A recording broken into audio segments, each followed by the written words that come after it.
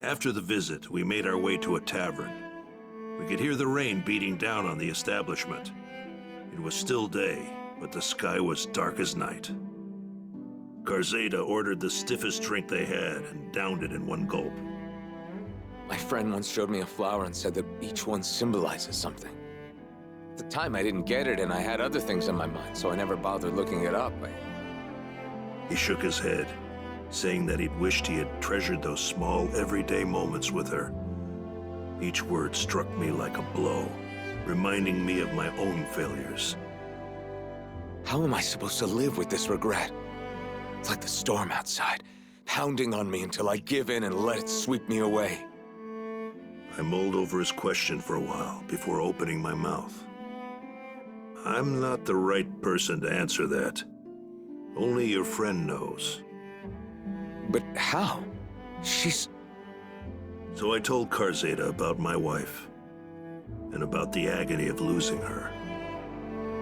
All the things I'd hoped for, things we could do as a family, were no longer possible. The chasm of remorse threatened to swallow me whole. I couldn't imagine things getting better. Not then, not ever. But I was still alive. Unlike my wife, I still had a future. Didn't that obligate me to move forward, to find meaning in being left behind, and try to fulfill what she wanted for me? Didn't that apply to Garzeda? You want me to go with you, to find that flower, I mean? Maybe finding it would give him the answers he needed.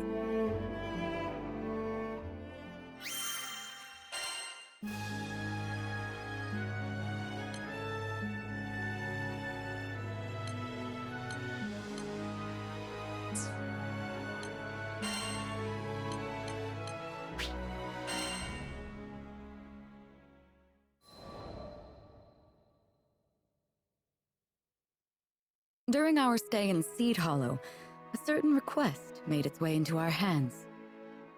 We were to inspect sightings of a mysterious young girl near the Seed Hollow castle. You don't think she's a ghost, do you? I put a hand on Lyria's shoulder to comfort her, and asked the client for more details. According to reports, the young girl appeared to be looking for something.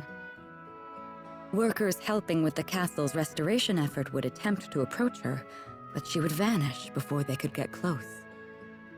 Each sighting would spook another handful of builders, until there weren't enough hands to complete repairs. By all accounts, it seemed to be a ghost. Of course, I couldn't admit that to Lyria. It was not uncommon for spirits to take refuge in ancient ruins or castles, and play tricks on any unfortunate souls passing by. They were almost never malicious, even friendly sometimes. However, we couldn't take our chances. I just wished we had more information to work with. There was something familiar about this story. I just couldn't quite put my finger on it.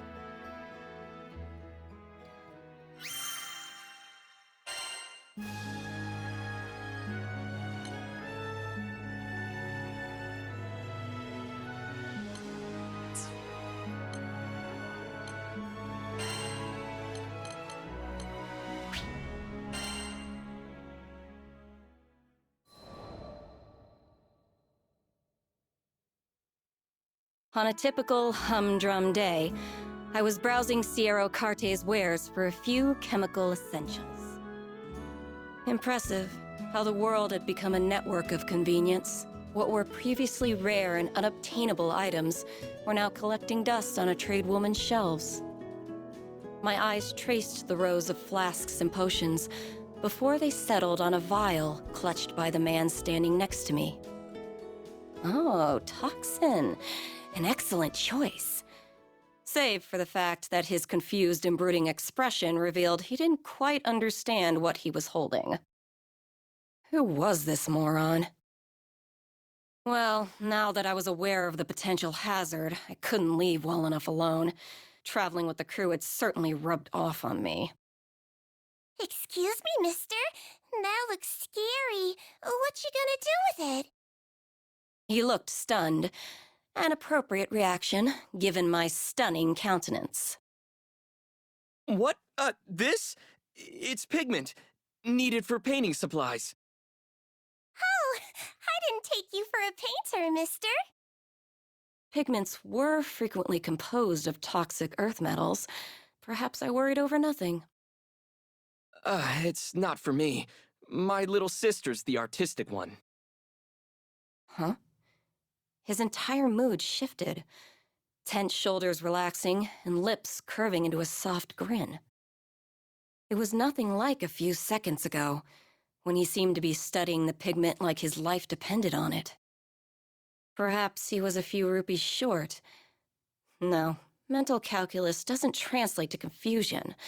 His look was more concerned? No. I'd seen that exact expression before. So what color picture will she paint?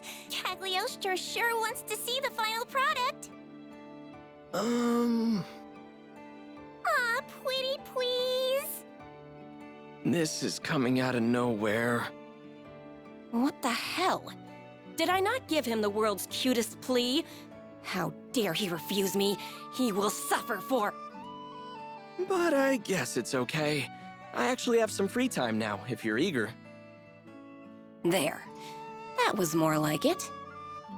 Lyria, the captain, and I followed the man to his studio, listening to him jabber about his life along the way. His name was Heimel, and he had been living alone with his sister, Shanae, ever since their parents died when they were younger. Their life was simple, he explained. But a simple life was a luxury for some. Wait till you see! Shanae's paintings are breathtaking, and I'm not just saying that. The world needs her talent. He was alight with passion. A stupid smile plastered across his face. True pride in his sister's craft. As for me, art was too abstract. How would one tame the subjective, bring order to chaos? There was too much I couldn't comprehend. But was it not aesthetics that led me to understand and codify the deep mysteries of cuteness? Yes. Perhaps there was something I could learn from a craft as humble as painting. And thus, with the future of alchemy on my dainty shoulders, I pushed open the door to the studio.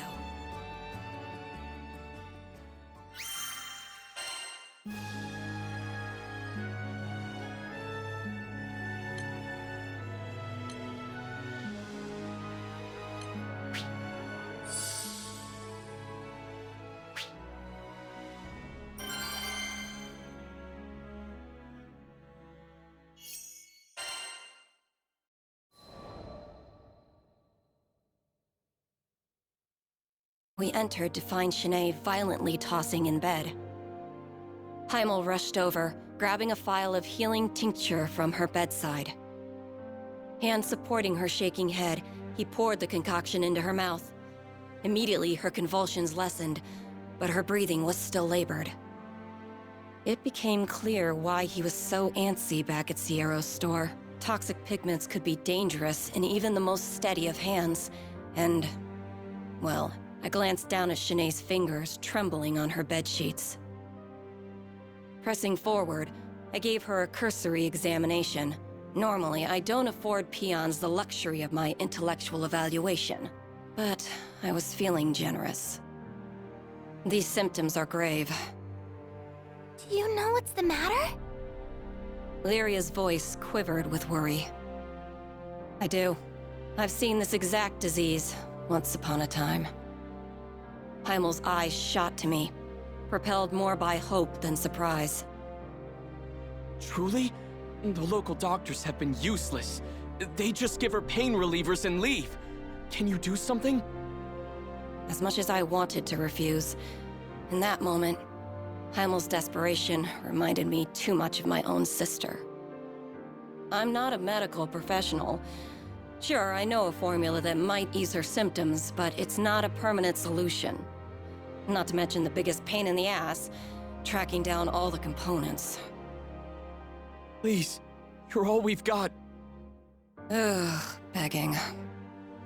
Now, the deal was sealed. And it had nothing to do with Lyria, Vern, and Captain Goody Two-Shoes staring holes into the back of my head. Fine.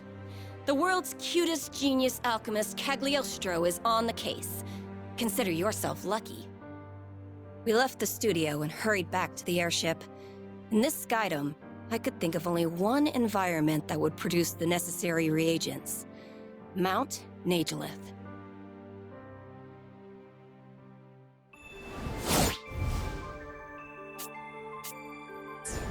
Perfect.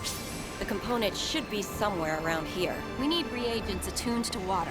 Let's sweep the area. Roger that! My eyes are wide open. Nope, nothing to see this way. Beep beep! Bora Bora! Don't let him Nice teamwork! Yeah. You got that right! Indeed. Let's keep it up.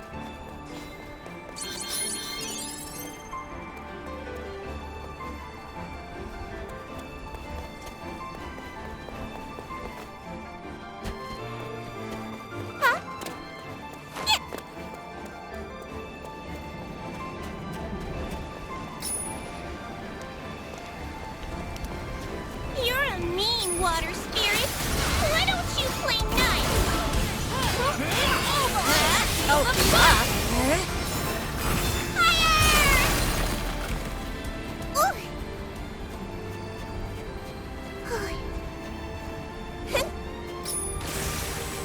All we have to do is collect this stuff, right? Yep, but we'll need more than that.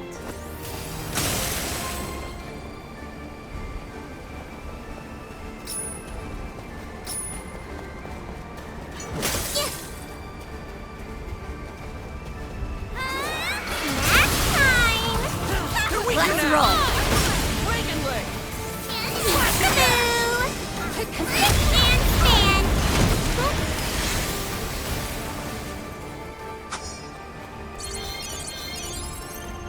This one's suspiciously large. Let's smash it and see what it's hiding.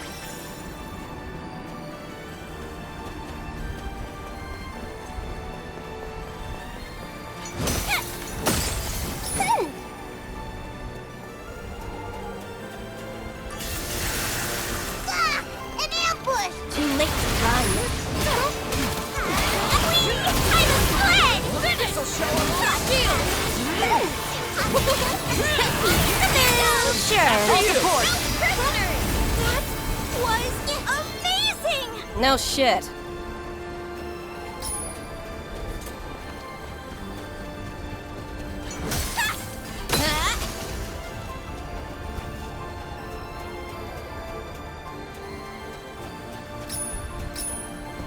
Are those pirates protecting it?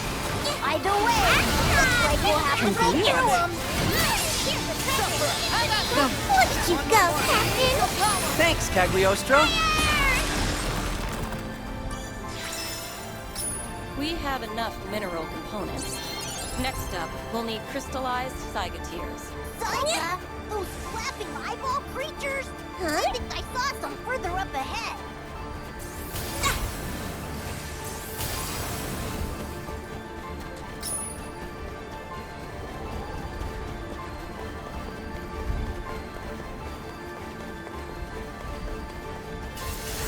Sorry, Cagliostro's in a hurry. Bora Bora!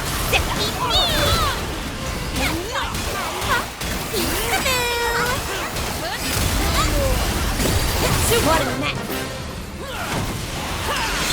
This should do the trick. My blade! Magical girls unite! We're too cute to boot. Reagan leg. Enchanted lens! Dissection time! Feel this one.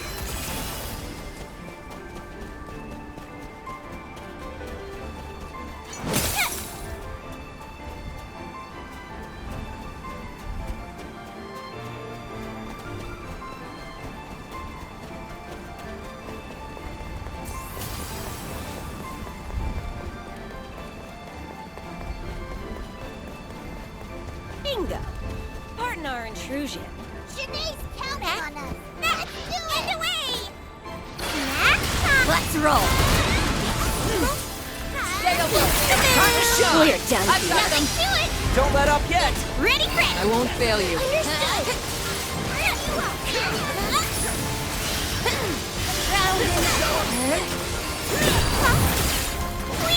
I'm electric and fan! Don't let him slow them. Roger! Take this! You didn't eat my dust. Impressive. You think so low of me? Oh, yes! Bring your tears to us. You have your blade. Fun and games are just getting started. That was fun for you? Now remember! Cut them. Wait before my... Cheer Jude, Ars Magna. Bye-bye! Adelina! They're all mine. I'm on it! I could drill some knowledge into that style. Captain! Yep, here goes! This light! Shine as one. The astrophism! On me. Okie dokie! Thank you, Mr. Lizard! Burn. That was nothing! Peekaboo! Catch this! Disruption! I'm on it! I'll take the...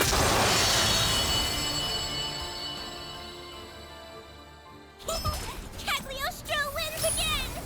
So, did we get the tears? Of course we did. I even had time to distill them.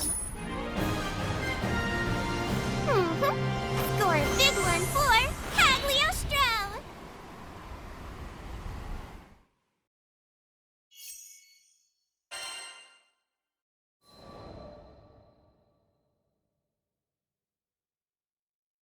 We'll repay you someday. The moment the potion reached Shanae's stomach, wariness melted from her frame. That medicine will only temporarily stop your symptoms. They'll be back if you don't treat the root of the problem. Still, peace is priceless, no matter how brief. Shanae was not the only one feeling more relaxed. With tensions eased, I decided it was time to explain Shanae's condition, Lycerian fever syndrome. It was an autoimmune disorder of the nervous system, caused by irregularities in the body's ley line structure. Common side effects included reduced function of the lower extremities and unrelenting fevers. Development occurred in the embryonic stage, a defense against the mother's own ley line system, interpreting the fetus as a foreign object. Of course, the prescribed painkillers and fever reducers had not been effective. They could not treat what was essentially a natural function of Shanae's body. But the formula you made for us, it suppressed her symptoms, didn't it? Sure, but suppression isn't treatment. And besides, there will be unfortunate side effects if she uses it over a long period of time. I'm just sorry I couldn't make you a true cure. Please don't apologize. I feel like I've reclaimed a part of my life thanks to you. Brave little thing. She had done nothing to earn her lot in life, but suffering claimed her all the same. Though the world was built upon fundamental truths, at times, I felt as if I understood nothing about it.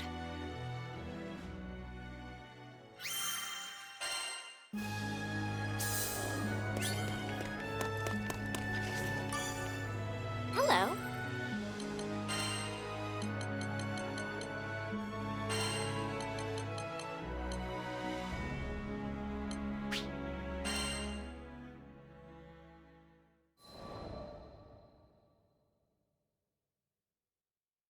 It was a bright day when Vern, Lyria, the captain, and I went back to the studio. Shanae was staring out the window with a dazed smile. So the formula was still working. Good. Crazy how you invited yourself to the studio to see my sister's paintings. And now you're her personal pharmacist. Serendipity's funny like that. If you feel like repaying me, how about you finally cough up some art and show me around? That's a fair price. Everything in the studio was painted by Shanae. Feel free to get close. Admire the details. Previously, I had managed only a distracted glance at the studio's walls. But this time, I saw visual creativity exploding off them. I wasn't an expert on art, but even I felt the vibrant energy bounding from her drawings. Powerful, powerful pieces swirled around me like a hurricane. And one painting in particular, it was resonant. Sketches were littered about the floor, too. And even they were filled with vitality. How could such a feeble body muster such vivid work? Oh yeah, about that pigment I bought when we met. Want to see it in action? Taking the vial from a shelf, Heimel poured the pigment into a dish and mixed it with oil. A few swirls later, and the color had transformed in a way that was more chemistry than alchemy. Intriguing.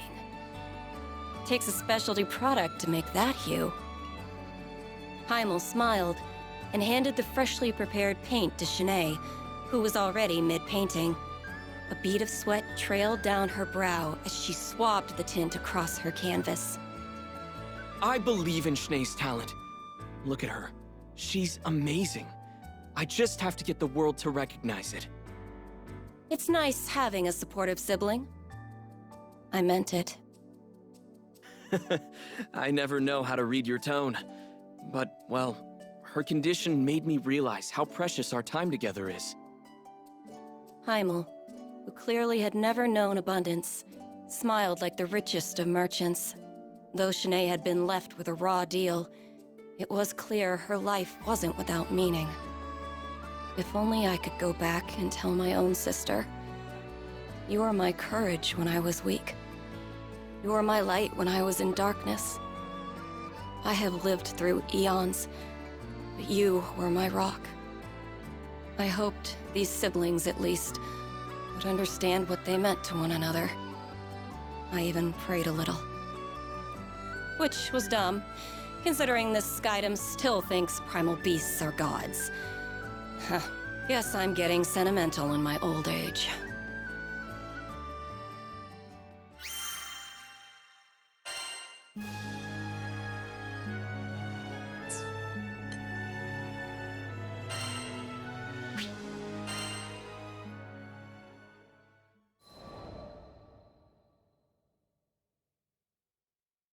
Once upon a time, in a land far away, there was a lone swordsman famed for his two-sword style.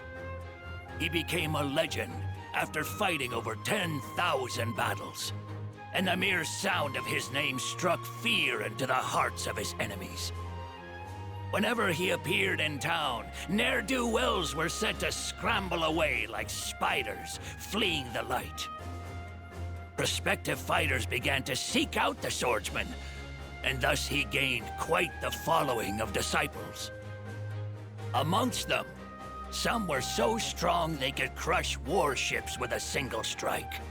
One could do worse when choosing students of the martial arts. So the master abandoned the battlefield for the mountains, where he could train his beloved disciples in peace. There was one disciple who quickly stood leagues above the rest. It took her only a matter of days to master the most complicated techniques. She grew at an astonishing rate into one of the most powerful fighters the master had ever seen.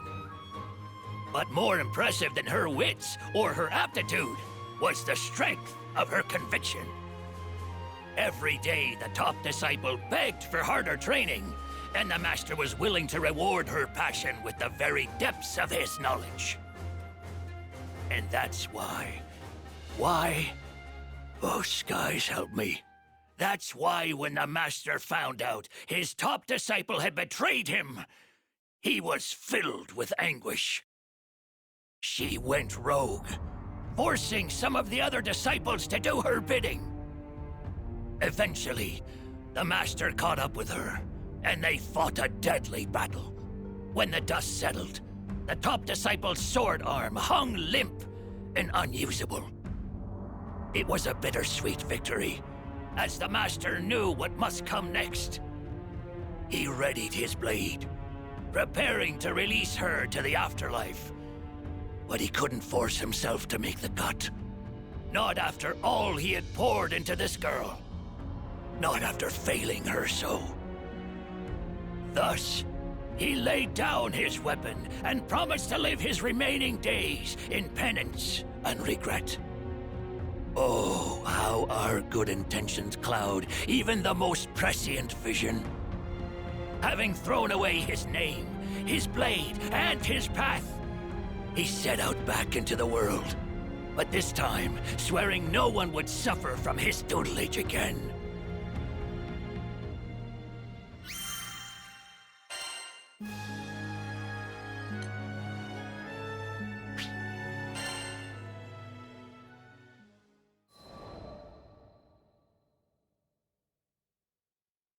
Time passed, and the swordsman found himself atop a different mountain, where he learned he had a knack for fishing. Suited him just fine. Bass for breakfast, salmon for supper, and naps in between. Yep, it suited him just fine. It was the quiet, healing life of a hermit. Sometimes, when he needed supplies, he would go down to the village and train the locals in a little sword work. That made his coin purse jingle again. But this peace wasn't to last for the swordsman. He discovered his top disciple was back to her wicked ways, and, sword in hand, he vowed to conclude her story for good. This was his true purpose for traveling with the crew, though the young captain never suspected the little Harvan fisherman was harboring such a dark secret.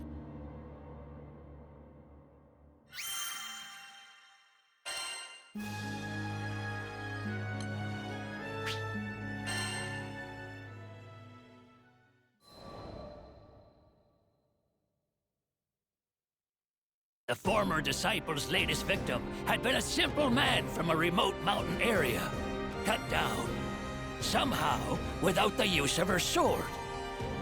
A real shame that one more innocent life lost before its time. The swordsman asked the crew to make haste to the village. When he saw the murdered man's corpse, such was the carnage that he could barely keep from averting his eyes. It was his weakness, his cowardice, that cost this poor man's life.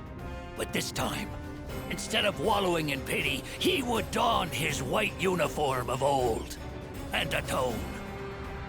He called it his burial garb, and it represented his fearlessness on the battlefield. If he were dressed to meet death face to face, what more could his foes do to intimidate him? Of course, his crewmates tried to reason with him, concerned he might throw his life away to make up for the wrongdoing of another. But the Swordmaster was determined. He had vowed to stop his former disciple, whatever risk that entailed. So, when finally the moment of reckoning had come, the Master gripped his blade, ready to strike down his favored pupil. Before he could do the deed, however, his resolve crumbled. His emotions were too strong, dulling his senses and causing him to lose the match. The Master's former youngest disciple, with his two newest pupils watching from the sidelines, rushed to aid him. Ironically, it was the youngest disciple who struck down the fiend in place of the Master. The swordsman was lost in grief, but his newfound champion told him this was for the best. After all, such an old life deserved the rest of its days to be spent in peace.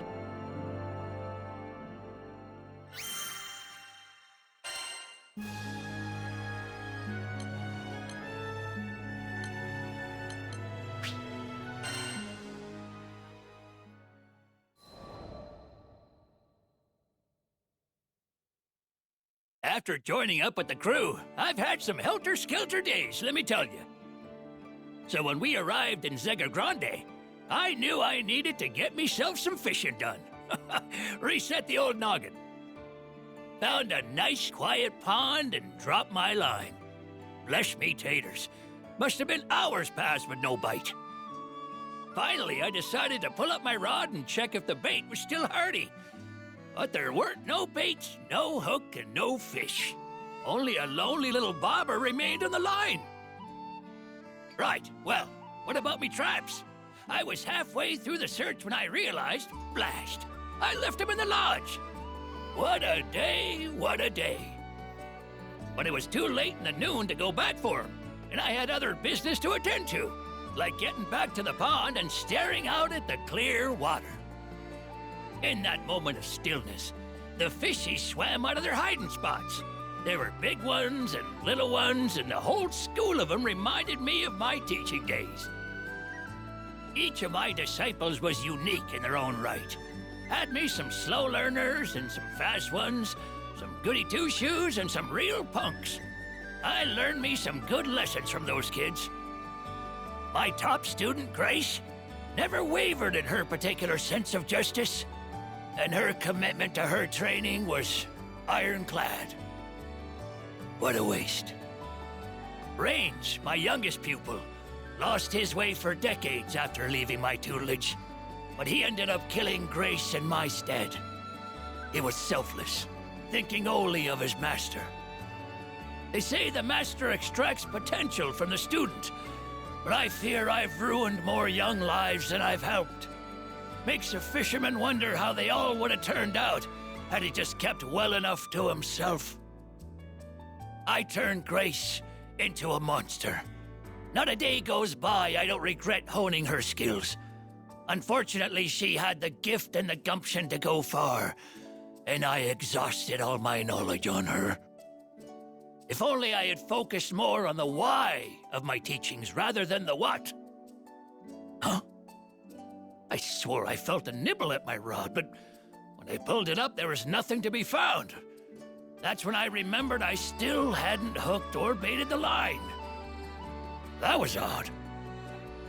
I was getting antsy. Maybe it was because I forgot the traps, but I couldn't relax just sitting there anymore. I decided to pack up and head back into town. You see, the mind is like a creek. You want to keep it healthy. You gotta keep the waters from stagnating. But churn them too much, and you risk losing all your fish. I decided to head to Sierra's shack and replace some fishing gear, hopefully restoring my brain pond in the process. But just as I was dipping my toes into the placid waters of the lures and bait, I heard a rustle from behind. And to my surprise, they were my crewmates, picking up a package. Said they were bored at the inn and asked if they could come fishing with me. Youngsters so bored they wanted to go fishing? First time for everything, huh? While I was hammering out the finer points of fly casting with the captain, Sierra Carte piped up, said she'd come across a pretty tasty rumor. Yep, apparently there's a legendary fisherman in the skydom that people have started calling the Fisher God. I'd heard rumors like this one before, and they always stank like fish guts. Catching 10 fish with one cast, netting a whole consortium of crabs. By yourself? Gah! If I had a fin for every story like this, I'd be a pretty scary sea monster by now. Then again, I'd be lying if I said I wasn't intrigued.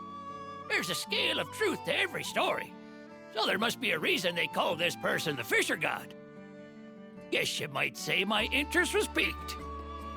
Because if this fella were half as good as me, he'd make a mighty fine rival. And maybe that's just what I needed.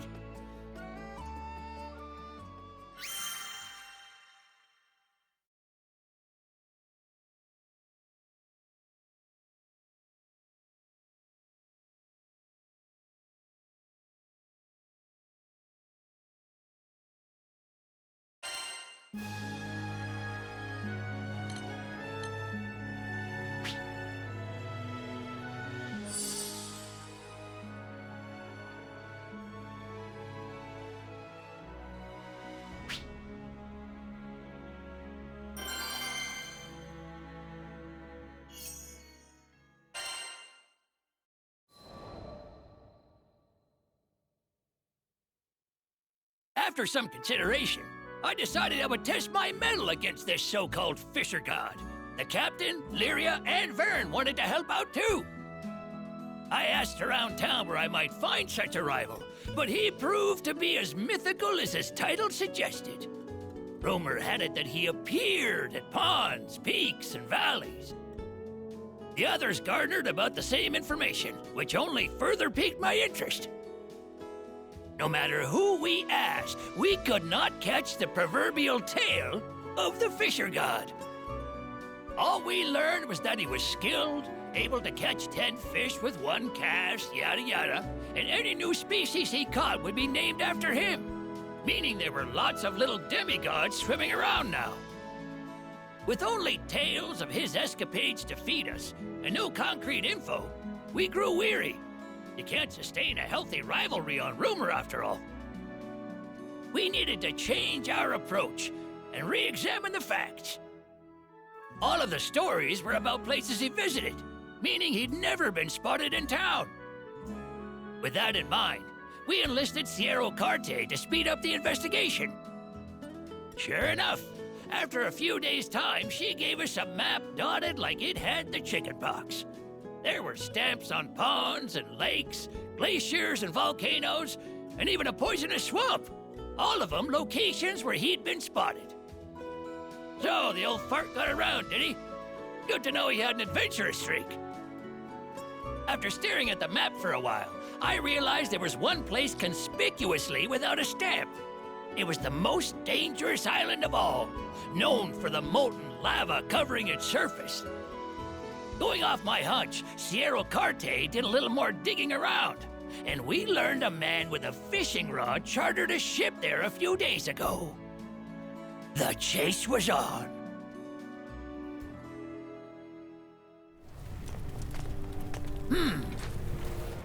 Move it or lose it, folks. Now, where's this fisher god?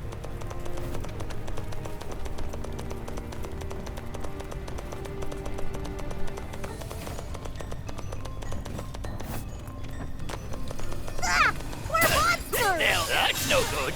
Did we wake the spirits of this land? Over here, you dunce! And span! Okie dokie! Roger. The gotta grandpa thing's just an act, isn't it? People are like wine, Missy. They deepen and complexify with age. Oh, yeah! You have my blade. Playtime's not over yet! But of Hey, course. never let a catch slip away. I want to get left behind. Are you really gonna fish in a dangerous place like this? Of course. We're not dealing with your average angler here. This is a fisher god we're after. Now, you should have left some flies or tracks or something. Keep your eyes peeled for him. Okay, but we better be careful while we search. Try to keep those peepers peeping. How many How's peepers about keep the we pickled? end it? Never mind. Reel him in. This should do Okie it! dokie. Roger. That was amazing! No shit. That was great. Ah!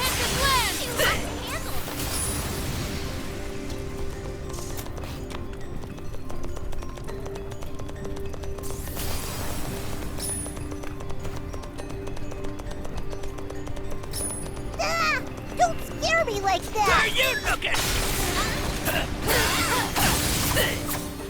Now, if I were a fisher god, this is probably the bait I'd use. Just a hunch, though.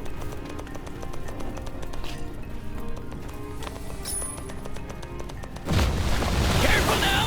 Those spirits look angry! Those are the ones that explode if you beat them too Try to keep hard. up, ever trouble.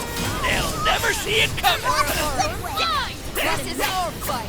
Attack already. You got me! Smell you later.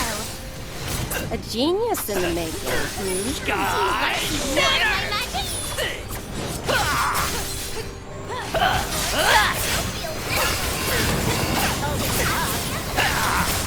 Reel him in! Too late to run.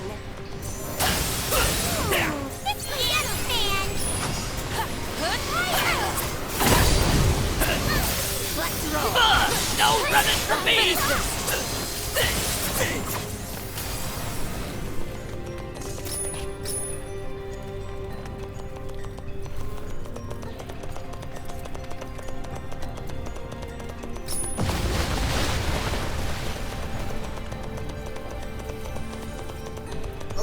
come pretty far. This heat is killing me. Just a matter of time before we're there. Now hop to it. Oh, looks like somebody came through here. And they were collecting magma worms.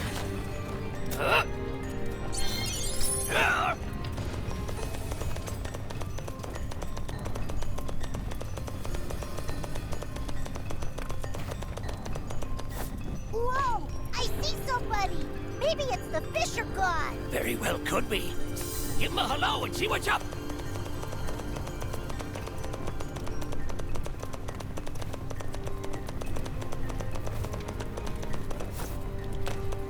Hey there! Can we talk a minute?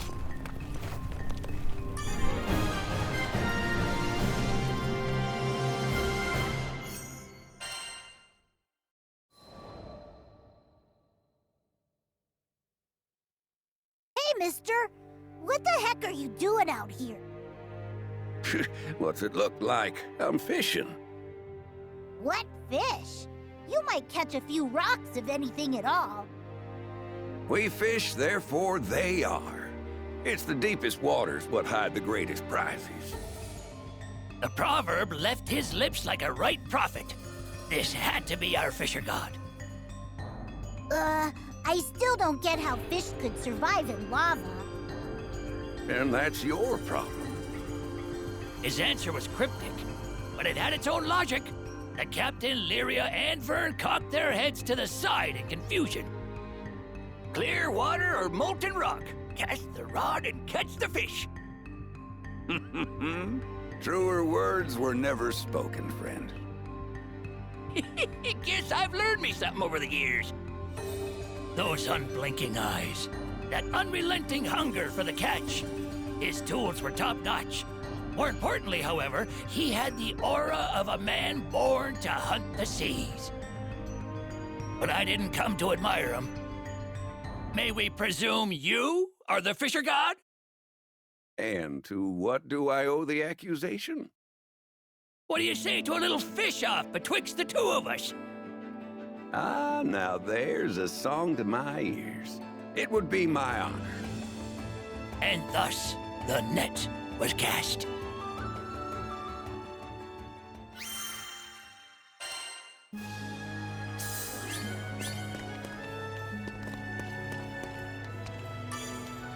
Need something?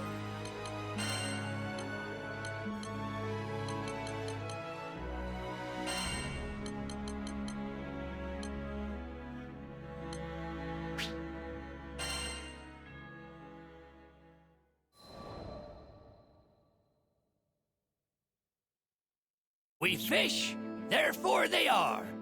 It was a profound statement.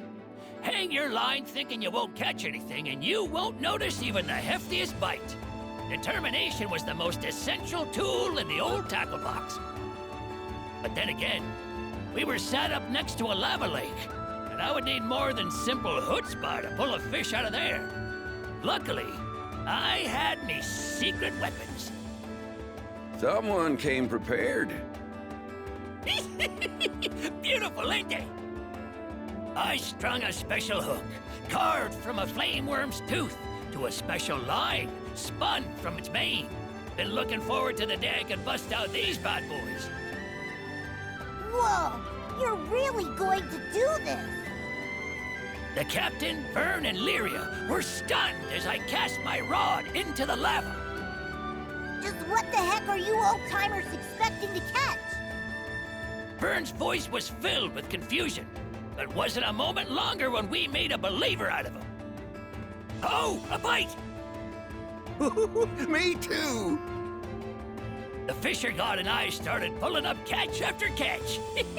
It seemed like we both brought determination to spare. But the fish living inside the lava weren't no slouches neither. They were covered in armor like scales, and when we pulled them ashore, their flopping sent liquid death flying in every direction. Was kind of funny. So there we were, equally matched, neither side willing to back down. As our piles of molten fish gradually turned to hills, the captain, Lyria, and Vern were dumbstruck. Soon enough, our sore backs told us it was time for a gentleman's break. and we decided to tally our scores. We counted each fish as we threw them back into the lava. Their physiology meant they couldn't be cooked. Don't want no sulfur in my sushi anyway. But they sprang back alive as soon as they were returned to their familiar warmth. Should've known you'd be a shark on the rod. Just trying to keep up. It was a rare thing to meet your match. The smiles on our faces were proof of that. Vern flew up to us. Do all old dudes fish like that? If you went for broke, I wonder who would come out on top. The fisher god and I locked eyes. We could feel the sparks flying. Sounds like the gauntlet's been thrown. Agreed. We've had enough of a warm-up. Then you won't mind if we up the ante, huh?